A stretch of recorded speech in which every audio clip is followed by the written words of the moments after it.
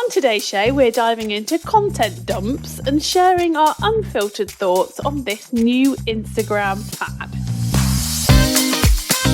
Welcome to another episode of JFDI with the two Lauras, where we are sharing tips and advice for social media managers. If you're new to the show, welcome. Thank you for tuning in.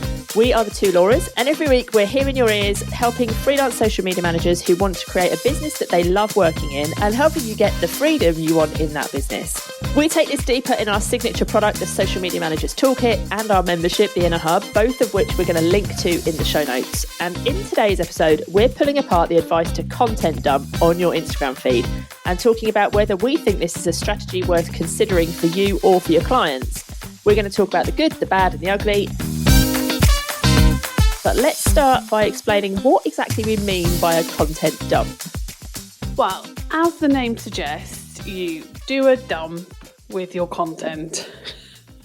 So people are creating 30 pieces of content, like a month's worth of content or 10 pieces of content, whatever it is, and then they just post it all at once in one hit, and then they bugger off and you don't see them again until the next time they come to do a dump.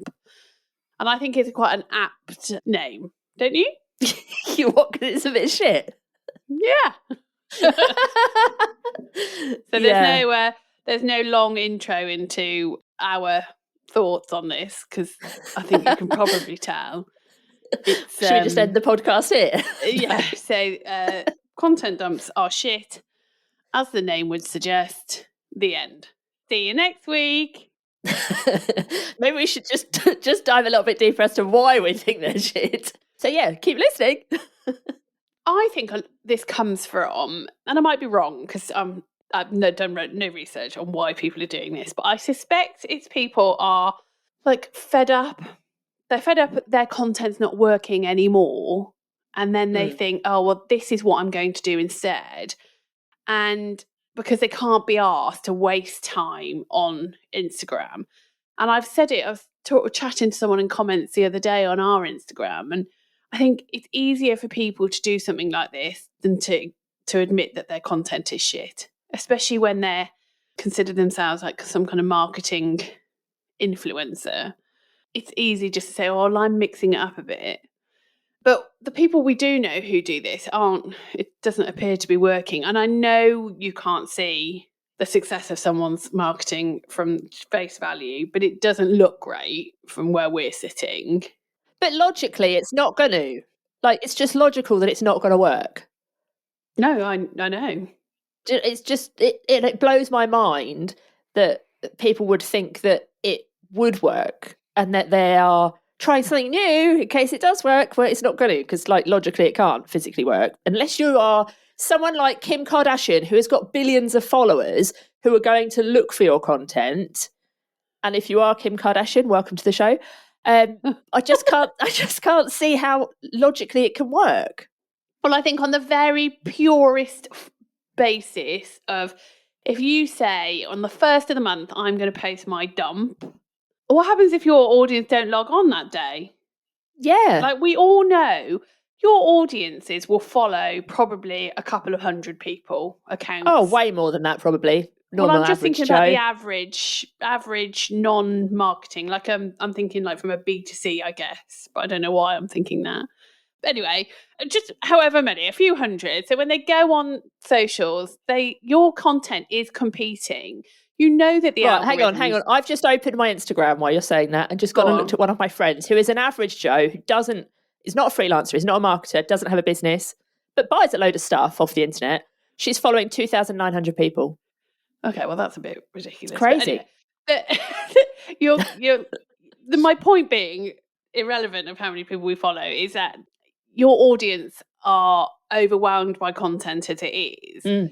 Yeah. And there's so much content out there. The algorithms are working to make sure the right content is shown by the right people at the right times, etc., etc., etc. And we all know on Instagram in particular, your content doesn't really last very long. It's not like you post it and in 3 weeks' time, you're still getting engagement on it. It generally doesn't work like that. Yeah. And so to assume that your audience will see the content on the day that you post it alone is pretty naive and pretty arrogant, to be honest. yeah, well, yeah, and I know it's not as simple as that, but I am just trying to simplify it to the point of trying to prove a point. And just on thinking about kind of your audience's use of social media, it would really, really fucking annoy me if I happened to go on the first of the month, and Joe Blogs has posted her dump, and all I can see is a load of shit content, and it floods my feed. That is not going to give me a good feeling. But also, even if it was amazing content and you've seen 2 or 3 posts, you're like, okay, the next one you'd be like, oh my God, what is she saying now? Oh my God, another one? Yeah, exactly. Like, come on, get over yourself. It just doesn't look good, does it? We all know that even if we were online and he posted 30 posts, we know we're not going to see those 30 posts. But even if I saw 2 pieces of content from the same person, I think it would annoy me. I like the variety. Now, obviously, there may be some people who want to see everything everybody posts. But if that was the case, you probably wouldn't be needing to do content dumps anyway, because you've probably got good content that people are kind of seeking out anyway, and therefore got good engagement, etc., etc. But what's also interesting on that point is that there are people who regularly post a couple of times a day, not as a content dump, but like that's their strategy. They're posting multiple times a day. But yet we wouldn't see all of those pieces of content every day. So if we're not seeing them and that's their strategy and they're doing it consistently, why would we randomly see it once a month from somebody who's dumping? Like, just logically, it doesn't make sense. No. And there's a lot of logic that doesn't make sense in this. I know. But it seems like such a waste. You're going to spend hours in Canva, or you're going to pay loads of money to your graphic designer to create all of this content, and then you're just going to waste it on one day. Whereas you could just spend another half an hour in a scheduler and schedule it out over a period of time. I just don't understand why you would just chuck it all out at the same day. It's like getting a load of leaflets and just chucking them all in one house. What's the point? And I think that goes back to the reason people are doing content dumps is because their content isn't working for them. So what makes people think, if you're posting one piece of content a day, for example, or one piece a week and it's not working, what makes people think that posting 30 pieces of shit content in one day is suddenly going to work? Like, I just don't get it. I wonder if they don't think it's going to work. They don't really understand maybe how Instagram works. They don't understand that we see pieces of content in the newsfeed, in Explore, in Discover, all of these different places. And they think that people only see their content by going to visit their profile. So therefore, by there being loads of content when you go and visit the profile, because you've chosen to show up on the profile, you can then choose to go and look at all this content. And I can't find any official stats about this, about how many profile visits like the average Instagram account gets. But if you just look at how many profile visits you get from your content that you are putting out, it's probably not very many. It's just like really risky to assume that the people who are going to see your content are the people who are going to go and visit your profile. Because realistically, how many people are going to visit your profile if they haven't got a reason to, because you're not showing up in their feed? Oh, well, exactly. The only time I would go to someone's profile is if I've seen a piece of content in their feed and wanted to maybe go and read their bio to understand more about what they do, or I want to click through. I don't ever really go on someone's profile and then just sit and scroll down and binge all of their content. No, not unless you're being really nosy. No, yeah. And so I think if after that dump has taken place and that person thinks I'm not going to post again for 30 days, by probably day 2, people aren't going to be seeing your content for 28 days. So they're not seeing anything to enable them to get to your profile to see the rest. So yes, you might have a couple of pieces of content that might do okay. Yes, they might maybe appear in the Explore. Yes, maybe if you've worked on your keywords, you maybe find your content is discoverable, but not all 30 of them. So what's the point? Like, what is the point? Yeah. And I think, like, I am not for this at all, but being devil's advocate, I feel like there is maybe one time that this could be a good thing to do. If Instagram is not your place and you are not planning to market your business on Instagram, but maybe you're running ads, then I think it is a good idea to have a load of content on your page, so that, like me, I often see ads and I go and click to see if they're legit. And if I land on their profile and there's no content, or they don't even have an account, then I know they're not legit. And I won't go and like click on all the posts and see how old they are. But if I can at least see there's some content there, then it makes me feel like they're Yes. a legitimate business. But I still think it would be better for that content to be dripped out over a period of time, unless maybe you are, I don't know, I'm just trying to think of like reasons why it might be a good idea. If you're a brand new business that is starting to run ads, you know you're not going to market on Instagram, you're just going to do ads on Facebook, but you want when somebody to lands on there for them to see, oh, okay, well, there is a lot of content here, you know, maybe they are legitimate, and somebody's not going to look into it further because they don't really understand marketing, you know, they're B2C, whatever, and they're not going to go and check on the dates and see how long that account or that content's been around, like, you know, us marketers might do, then maybe it might be a good idea. But I just still feel like it's a waste. I would still argue, because I am someone who goes and looks at how recently someone's posts, but admittedly, obviously, I am in the marketing social media world. So that's not probably that's quite a biased view maybe, but equally, if you're going, like you said earlier, if you're going to create 30 pieces of content, just put them in a scheduler. Yeah. And so at least you know that you've got one piece of content going out a week. One good piece of content going out a week is better than 30 dumps. No, one dump of 30. dumped. Yeah. It's really weird, isn't it? So what if a social media manager has a client say to them, I don't need you to manage my account. I just want you to create a load of content because I'm going to dump it. Like, I feel like that could happen because I feel like people are starting to talk about them. Admittedly, I'm only seeing people talking about this on Threads, so maybe it's not like spreading wider.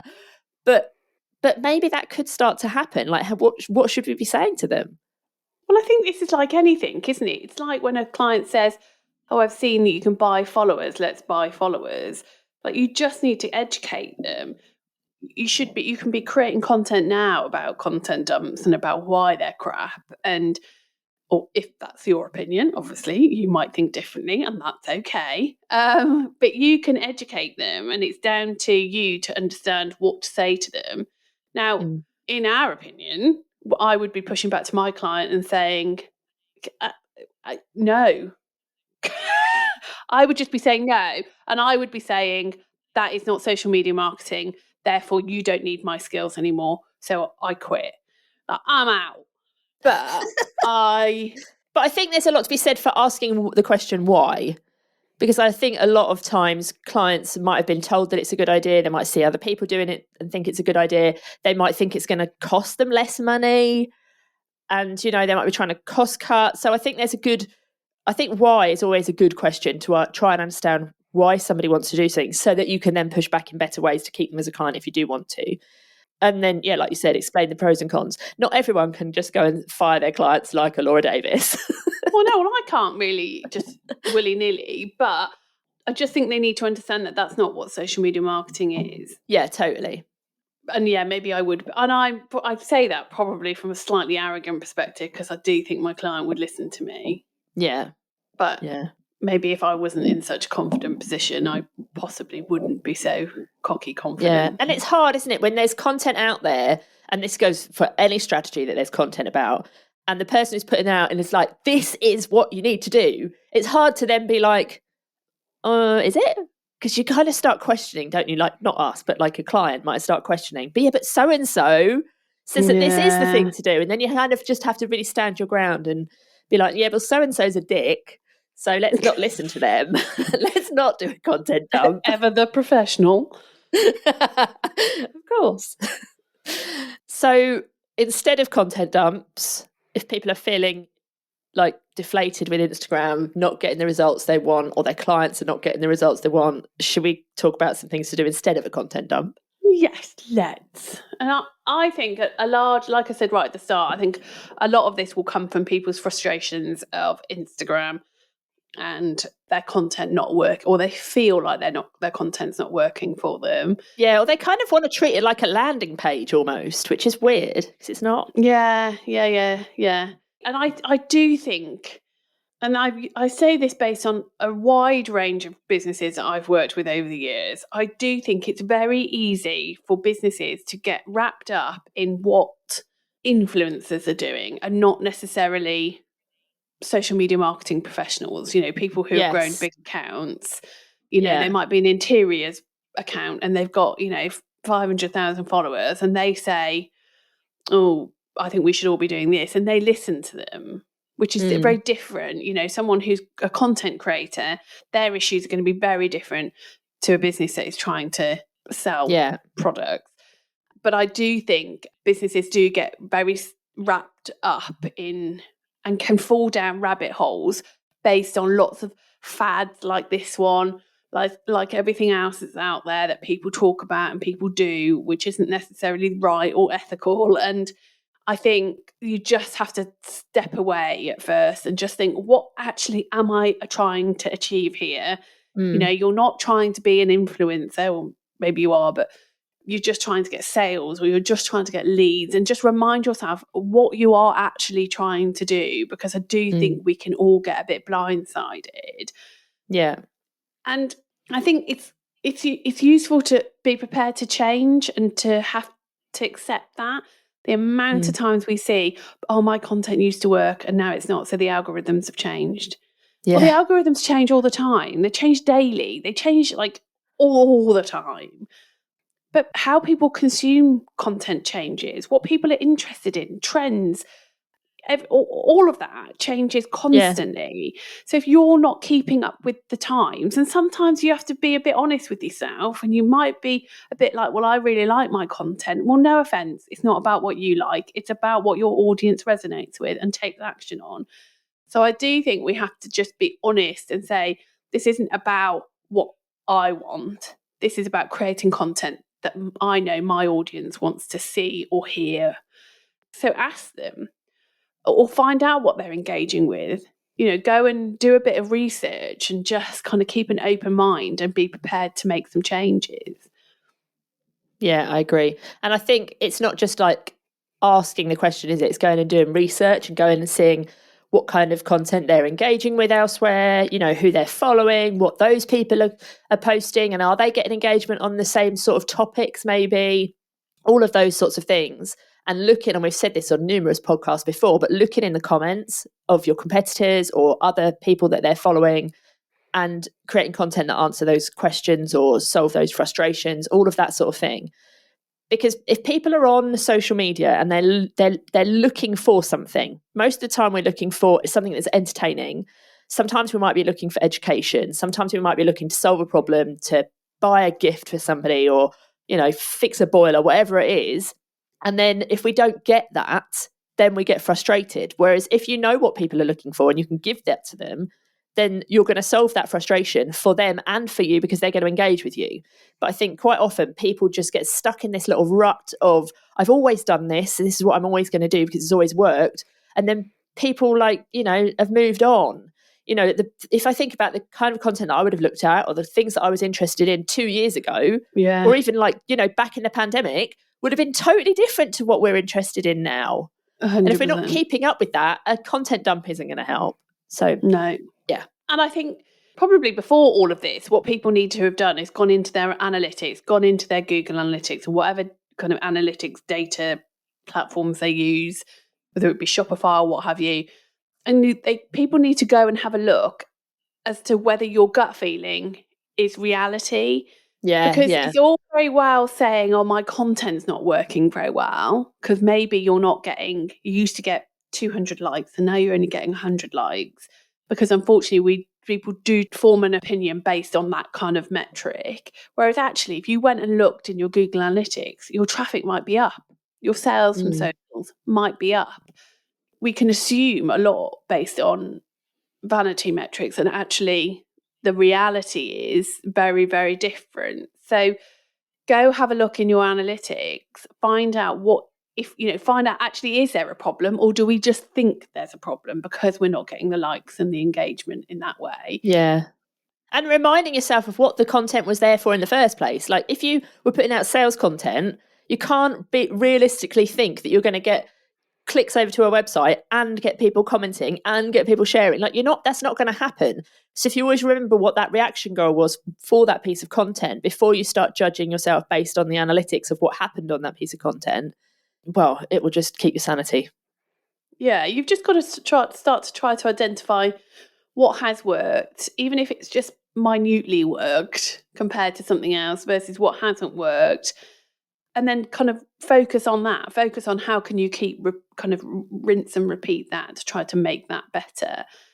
Yeah, You've got yeah. to be led by data, really, because it's all, you can't be led by people going, do a content dump, it's way better. Because that's, Yeah. Although I think there's one time that you can be led by something that isn't data. And that is if you are thinking I'm going to do a content dump because I'm so bored of my content. Well, if you're bored of your content, what do you think your audience is feeling? They're probably feeling the same. So, and you don't need data for that, you know. no. So mix it up. Yeah. Yeah, definitely. Another thing is, which might be a little bit controversial, but if you're really feeling like this isn't working for me, I'm a slave to the scheduler or slave to the content creating, and it's not working and you need to take a bit of a step back, I think that's okay. But I would never just go, okay, I'm just going to step back and not post anymore. I would up my ads. I'd be like, right, I'm going to do more ads. I'm still going to keep a presence, as we've just talked about before. It's still important. You can't just abandon ship. So I'm still going to make sure I've got some content going out each week, but I'm going to go all in on ads. Yeah. And this is what we do. Yeah, This is yeah. theory. This is actually what we do. Yeah. And this is what I've done with clients as well. This isn't just about our business. And sometimes there have been quieter periods where we've gone, okay, we're not going to bother with that. Let's just go in all in on ads. And that's okay. Obviously don't just, faff about and try to figure it out. And we're not talking about boosted posts here. You want to be confident doing actual ads management. So if you need more advice or training on that, remember we have got the Ads Manager Academy, which is in the Social Media Managers Toolkit. Yeah. I think there is a case where, and again, don't do this unless you know what to do, but I think there is a case where boosting some content that has worked really well in the past or is working now is a good strategy. And we do this. If we've got a post that's working really well for us, depending on what the goal of that post was, and depending on whether spending money on it would align with the rest of our strategy, then we will boost that post. But obviously we will make sure we know exactly what we're doing. We would never go and advise you to just go and hit boost on a random piece of content and hope for the best. But yeah, I just want to just kind of point out that sometimes there is a good reason to do that. Yeah. And just to be clear, just to kind of highlight what you're saying, there's no point in putting money behind a shit post. No. It's got to be a post that has historically, whether it be yesterday or 3 months ago, was working, and that by working it was helping you to achieve your ultimate goal. It's not about just getting more likes on a post because you feel like it'll make you feel better. So yeah, there's no point chucking money at a shit post. Yeah, agreed. And also, I think there's a lot to be said for not taking advice of people who are less qualified or less experienced than you, or in a different kind of, they're using social media for a different reason. Like you were saying earlier about influencers and content creators telling you to do something. They're using social media for a different reason than you're using it for your own business or for your clients. They're using it because the whole point of them getting massive views is that they get paid for that. Whereas you and your clients don't get paid for views. You get paid for people going on the website and buying stuff. So making sure that you're taking advice from people who are trying to do similar things, who have got experience doing similar things, I think is really important, and kind of filtering out all of the rest of it, because otherwise it starts to become overwhelming and stressful and you start questioning your knowledge, and you just that can just be what makes you think you're doing a shit job where actually you're not. Yeah, 100%. And on that point, I think it's worth saying that old Mozerai, our mate in the cardigan, oh God, he is speaking to everybody. He is not just speaking to people who are business owners. And in fact, I would say he's not speaking to them at all because he wants them to spend money on ads. Well, possibly, yeah. So he is, I think, predominantly speaking to content creators. And that could be the mum down the road who just likes to document her life as a mum. It could be the farmer up the road who's just documenting life as being a farmer. They're not trying to monetize it.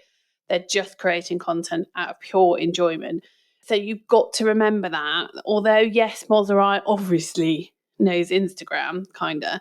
Like, when he's speaking, he's not speaking to all marketers. He's not speaking to us as social media marketers. He's not speaking to business owners. He is speaking to everybody who uses Instagram, and that is a lot. So you have to be able to think kind of critically about what he's saying and to be able to translate that into what's relevant for you and ignore the stuff that isn't relevant.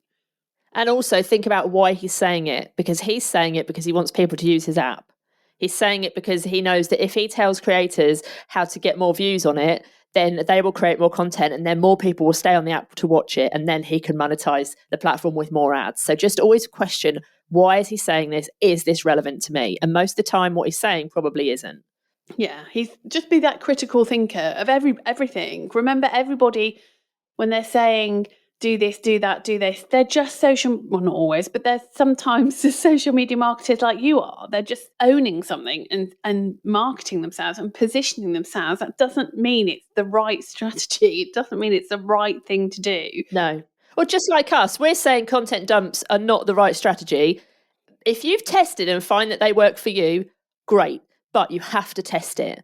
And like, even if you think, oh, well, I'm going to do a content dump because this sounds easier, just remember that all that content still needs creating, whether you're going to dump it all in one go tomorrow or you're going to like spread it out over a month. It's still the same amount of work to go and create it. Think of the ideas, do the research, get in Canva or outsource it to a graphic designer. All of that is still the same. The only difference is whether you're putting it in Instagram or you're putting it in a scheduler. And probably there's no difference time-wise there either. So your point really is that regardless of whether you dump it or not, you still have to create all this content. And the problem may actually be that you're just struggling for different ideas and you don't know what to create, and you're at a bit of a rut in your content creating.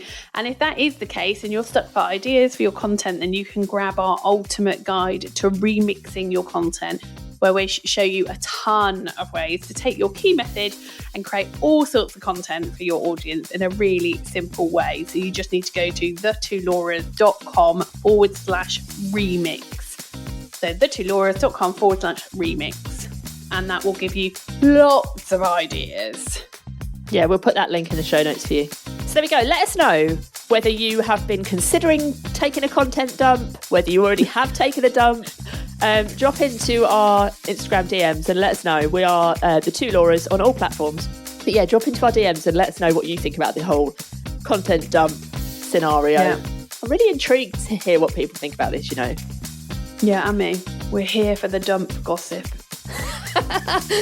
Anyway, we will be back same time, same place next week. We'll see you then. Au revoir. Hurrah!